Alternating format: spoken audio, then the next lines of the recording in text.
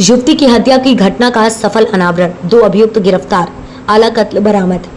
Police अधीक्षक जनपद बहराइच वृंदा शुक्ला द्वारा अपराध व अपराधियों की रोकथाम एवं वांछित अपराधियों की गिरफ्तारी हेतु दिए गए दिशा निर्देश के क्रम में व अपर पुलिस अधीक्षक ग्रामीण डॉक्टर पवित्र मोहन त्रिपाठी व क्षेत्राधिकारी नानपारा राहुल पांडे के कुशल निर्देशन में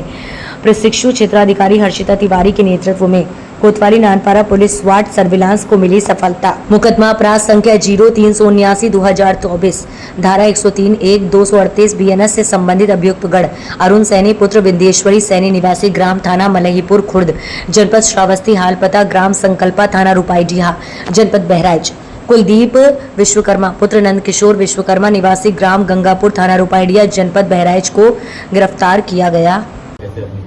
जी 21 जुलाई को थाना नानपारा के क्षेत्रांतर्गत हाडी बसेरा गांव में सरयू नदी के पास एक जंगल है, वहां पर एक लगभग 20 वर्षीय लड़की का शव बरामद हुआ था, जिसके ऊपर सर नहीं था, एक हाथ नहीं था, अन्य कुछ उंगलियां मिसिंग थी और ये शव सिर्फ अपने अंडरगारमेंट्स में पाया गया था। तो तत्काल इसका संज्ञान लेते हुए सभी वरिष्ठ अधिकारियों द्वारा घटनास्थल का निरीक्षण किया गया था और पोस्टमार्टम की रिपोर्ट आने के उपरांत पुलिस द्वारा इस सूचना पर मुकदमा पंजीकृत कर अपनी जांच शुरू कर दी थी और एसपी ग्रामीण महोदय और प्रशिक्षु क्षेत्राधिकारी महोदया हर्षिता तिवारी के नेतृत्व में थाना नानपारा की टीम और एसओजी सर्वेलेंस की टीम द्वारा बेहतरीन खुलासा इस घटना का किया गया है। और जो बात विवेचना में स्पष्ट हुई है वो ये है कि ये लड़की मुस्लिम समुदाय की थी और इनका एक प्रेम संबंध एक हिंदू समुदाय के लड़के के साथ चल रहा था। दोनों परिवारों में इस बात को लेकर तनाव था और दोनों को इस संबंध समाप्त करने के लिए हिदायत दी गई थी। फिर भी दोनों के द्वारा इस संबंध को जारी रखा गया और हाल ही में लड़की द्वारा लड़के से कहा जा रहा था कि उनको शादी कर लेनी चाहिए, जिसके फलस्वरूप इस लड़के द्वारा अपने एक सहयोगी के माध्यम से लड़की को बहला फुसला के एक सुनसान स्थान पर बुलाया गया, मोटरसाइकिल पे बिठाकर हाडी बसेरा के नजदीक इस जंगल में ले जाया गया। वहां पे पहले गला घोट के इसकी हत्या की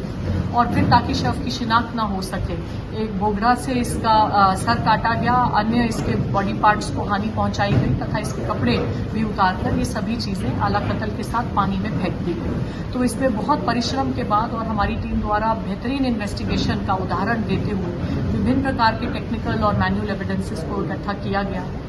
ये भी उल्लेखनीय है कि अभियुक्त द्वारा जो फोन नंबर्स यूज किए गए थे घटना कारित करने के लिए, जो वहां की टावर आईडी में आ रहे थे, वो भी घटना करने के बाद बंद करके पानी में ही फेंक दिए गए। और जो विभिन्न गुमशुदगियां निकटतम थानों में लिखी गई थी, निकटतम जनपदों में लिखी गई थी, उन सभी पे हम कार्य कर रहे थे और एक ब्रिलियंट इन्वेस्टिगेशन का उदाहरण देते हुए प्रशिक्षु क्षेत्राधिकारी महोदया द्वारा बहुत पिन पॉइंटेड तरीके से चिन्हित किया गया कि जो गुमशुदगी एक रुपये थाने में लिखी गई थी वो इस घटना से जुड़ रही थी और वही ये लड़की थी और अन्य एविडेंसेस जुड़ने से हम इस घटना का खुलासा कर पाए हैं। अब जो शव से हमने डीएनए सैंपल्स रिटेन किए हैं उनका मिलान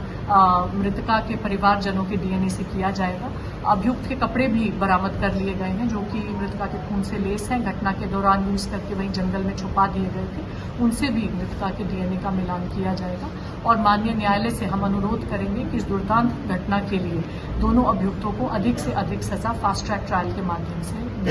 मैम, केस को खुलासा करने के लिए अभी आपने बताया कि एक धागे की बहुत बड़ी अहम भूमिका थी, वो उसके बारे में जी उस शव पे अंडरगारमेंट्स के अतिरिक्त सिर्फ एक ही चीज थी, काला धागा पैर में बंधा हुआ था। तो जो फोटोग्राफ्स हमारे पास लड़कियों की उपलब्ध थी, जो हम विभिन्न गुमशुदगियों की फोटोग्राफ्स को स्कैन कर रहे थे, तो उसमें जो हमारी सीओ हैं उनके द्वारा ये नोटिस किया गया कि एक लड़की के पैर में काला धागा बंधा हुआ है। तो उस गुमशुदगी में थोड़ी और विशेष रुचि ली गई और गहनता से पूछताछ की गई, तो वो शव करेंगे।